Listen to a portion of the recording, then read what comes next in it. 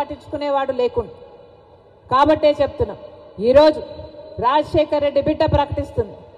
ప్రత్యేక హోదా ఉద్యమం కాంగ్రెస్ పార్టీ భుజాన ఎత్తుకుంది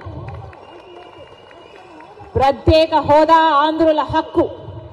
ప్రత్యేక హోదా ప్రత్యేక హోదా ప్రత్యేక హోదా ప్రత్యేక హోదా అంబేద్కర్ గారు ఒక మాట అన్నారు గొర్రెల్లాగా ఉండకండి బలిస్తారు సింహాల్లాగా ఉండండి అని 10 ఏళ్ళు గొర్రెల్లాగానే ఉన్నాం కదా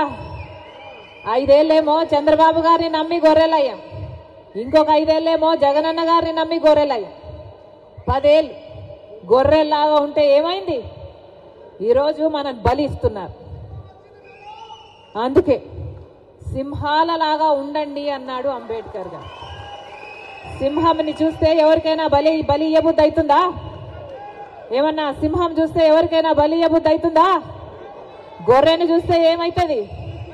గొర్రెని చూస్తే ఏం చేయబుద్ధి అవుతుంది బలి ఇయ్యబుద్ధి అవుతుంది అందుకే మనం సింహాలు అవ్వాలి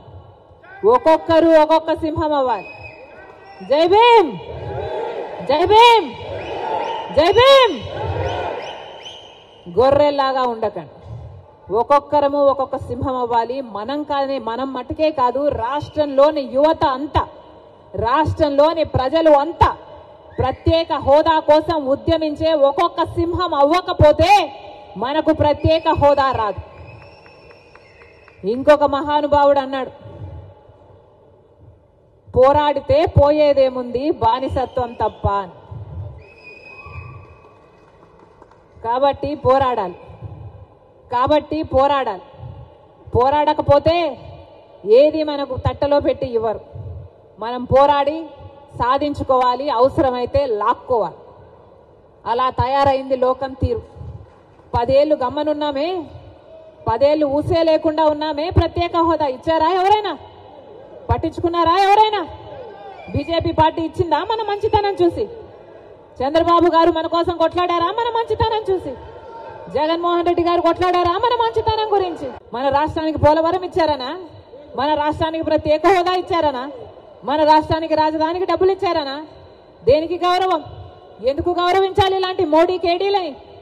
కేడీ కాదా మోడీ మోసం చేయలేదా ప్రజలని మోసం చేస్తే ఏమవుతారు మోసగాళ్ళు గారా డిఫాల్టర్ను కదా కేడీ అనేది డిఫాల్టర్ కాదా మోడీ మనకిచ్చిన వాగ్దానాలలో ఒక్కటైనా నిలబెట్టుకోకపోతే అది డిఫాల్టర్ కాదా మరి డిఫాల్టర్ని కేడీ అనక ఏమనాలి మోసం చేసిన వాడిని 420 అనక ఏమనాలి మోడీ 420 అయితే మోడీ కేడీ అయితే చంద్రబాబు గారు కూడా కేడీయే జగన్మోహన్ రెడ్డి గారు కూడా కేడీయే జగన్మోహన్ రెడ్డి గారు కూడా 420 చంద్రబాబు గారు కూడా 420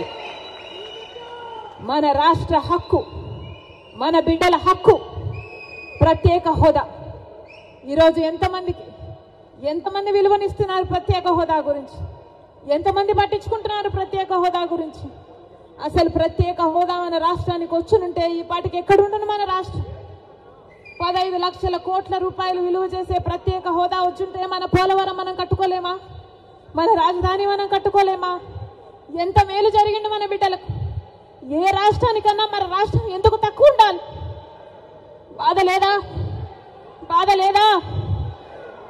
ప్రత్యేక హోదా వచ్చునుంటే మన రాష్ట్రం ఎక్కడో ఉండుండే రాజశేఖర్ రెడ్డి గారు మన రాష్ట్రం గురించి మన రాష్ట్ర ప్రజల గురించి ఎంత ఆలోచన చేశాడు ఉందా ఈ నాయకులకు ఆలోచన చంద్రబాబు గారికి ఉందా పోనీ జగనన్న గారు రక్తం పచ్చుకుని పుట్టారు కదా ఉందా జగనన్న గారికి ఆలోచన రాజశేఖర్ రెడ్డి గారు జలయజ్ఞంలో ప్రాజెక్టులు 54 ప్రాజెక్టులు మొదలు పెట్టాడు ఆంధ్ర రాష్ట్రంలో 12 ప్రాజెక్టులు పూర్తి చేస్తే 42 ప్రాజెక్టులు ఇంకా అలాగే ఉంటే ఏమన్నాడు జగనన్న గారు నేను 6 నెలల్లో పూర్తి చేస్తానన్న జగనన్న గారు రాజశేఖర్ ఇదేనా మాట నిలబెట్టుకోవడం అంటే మడమ తప్పకపోవడం అంటే ఇచ్చిన మాటను మడత పెట్టారు కదా మీరా రాజశేఖర్ రెడ్డి గారి వారసు ఆలోచన చేయాలి రాష్ట్ర ప్రజలందరూ కూడా ఆలోచన చేయాలి ఈరోజు వ్యక్తిగత కారణాల కోసం రాజశేఖర్ రెడ్డి బిడ్డ ఆంధ్ర రాష్ట్ర రాజకీయాలలో అడుగు పెట్టలేదు వ్యక్తిగత రాజకీయాల కోసమే అయితే వ్యక్తిగత కారణాల కోసమైతే రాజశేఖర్ రెడ్డి బిడ్డ 2019లోనే ఆంధ్ర రాష్ట్రంలో అడుగు పెట్టాల్సి ఉంది కానీ ఈరోజు ఆంధ్ర రాష్ట్రంలో రాజశేఖర రెడ్డి బిడ్డ అడుగు పెట్టింది అంటే ఎందుకు పెట్టింది? ఎందుకంటే ప్రత్యేక హోదా కోసం కనీసం పోరాడే వాళ్ళు కూడా లేకపోయారే అని. మనం పోరాడకపోతే ఆంధ్ర రాష్ట్రంలో ప్రత్యేక హోదా ఎప్పటికీ రాదు. కాబట్టి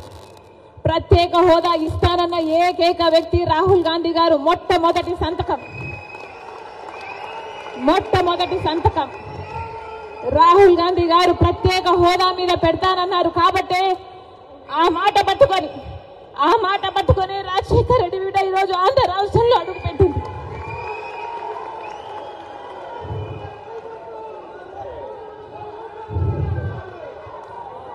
ప్రత్యేక హోదా లేకపోతే ఆంధ్ర రాష్ట్రానికి భవిష్యత్తే లేదు.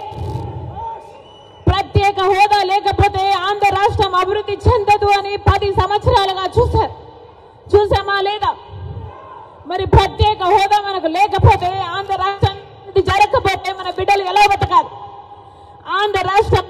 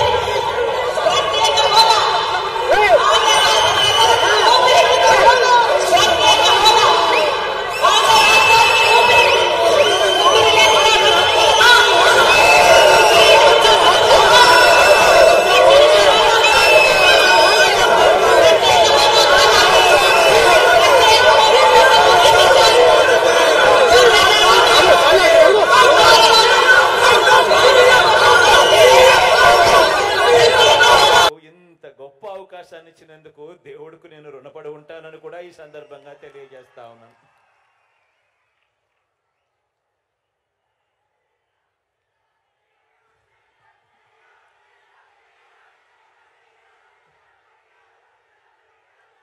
ఈ చేయూత పథకం ద్వారా మొత్తం 33,14,906 మంది నా అక్క చెల్లెమ్మలకు ప్రయోజనం పొందితే, వారిలో అంటే ఇదే అక్క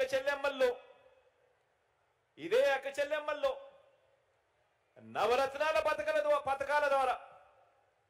ఇదే అక్క చెల్లెమ్మలు, ఈ 33 లక్షల మంది అక్క చెల్లెమ్మలు ఇదే నవరత్నాల ద్వారా, మీ బిడ్డ ఇస్తా ఉన్న ఇదే నవరత్నాల ద్వారా ఇదే 33 లక్షల మంది అక్క చెల్లెమ్మలు మరో 29,588 కోట్ల రూపాయలు ఇతర నవరత్నాల ద్వారా కూడా లబ్ధి పొందారు అని కూడా చెప్పడానికి గర్వపడతా ఉన్నా. ఇదే అక్క చెల్లెమ్మలు, ఇదే 33 లక్షల మంది ఇదే అక్క చెల్లెమ్మలు వారి అక్క చెల్లెమ్మల కుటుంబాల ఖాతాలు కూడా చూస్తే, ఆ అక్క చెల్లెమ్మల కుటుంబాలు మరో 56,188 కోట్ల రూపాయలకు కూడా మంచి జరిగింది అని కూడా చెప్పడానికి సంతోషపడతా ఉన్నాను. ప్రతి అడుగు కూడా మీ బిడ్డ ప్రభుత్వం ఒక మహిళా పక్షపాత ప్రభుత్వంగా, నా అక్క చెల్లెమ్మలు సంతోషంగా ఉండాలి, వాళ్ళ కుటుంబాలకు మంచి జరగాలి అని ఈ 58 నెలల కాలంలో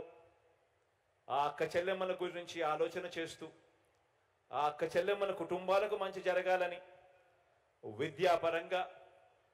ఆర్థిక పరంగా, సామాజిక పరంగా, రాజకీయ పరంగా, జెండర్ పరంగా, నా అక్క చెల్లెమ్మల భద్రత పరంగా వారందరి సాధికారతకు లక్ష్యంగా ఈ 58 నెలల కాలంలో గొప్పగా అడుగులు వేశామని కూడా ఈ సందర్భంగా చెప్పడానికి గర్వపడతా ఉన్నా. అందరినీ కూడా ఆలోచన చేయమని అడుగుతా ఉన్నా. నేను చెప్పే ఈ మాటలన్నీ కూడా ఆలోచన చేయమని మిమ్మల్ని అందరినీ కూడా కోరుతా ఉన్నా. గతంలో ఎప్పుడైనా కూడా ఇలా మంచి జరిగిందా అని ప్రతి అక్క చెల్లెమ్మ, ఆ అక్క చెల్లెమ్మల కుటుంబాలు ప్రతి ఒక్కరూ కూడా ఆలోచన చేయమని కోరుతా ఉన్నాను. మొట్టమొదటిసారిగా నా అక్క చెల్లెమ్మలు బాగుండాలని రాజకీయ సాధికారత కల్పిస్తూ నామినేటెడ్ పోస్టులు, నామినేషన్ మీద ఇచ్చే కాంట్రాక్టుల్లో 50% చట్టం చేసి మరి అక్క చెల్లెమ్మలకు ఇచ్చిన తొలి ప్రభుత్వం మీ బిడ్డ ప్రభుత్వం అని చెప్పడానికి కూడా గర్వపడతా ఉన్నాను. గత ప్రభుత్వానికి అక్క చెల్లెమ్మలకు ఇలాంటి మేలు చేసే మనసే లేదు. ఏకంగా చట్టం చేయాలని, 50% పదవులు నా అక్క చెల్లెమ్మలకే ఇవ్వాలని, 50% నామినేషన్ వర్కులన్నీ నా అక్క చెల్లెమ్మలకే ఇచ్చే విధంగా చట్టం చేయాలని, ఇలా చెయ్యాలి అని మనసే లేదు గత ప్రభుత్వానికి. ఆలోచన చేయమని అడుగుతా ఉన్నా. చరిత్రలో తొలిసారిగా, గతంలో ఎప్పుడూ కూడా చూడనట్టుగా చదివించే తల్లులకు ప్రోత్సాహకరంగా చదివించే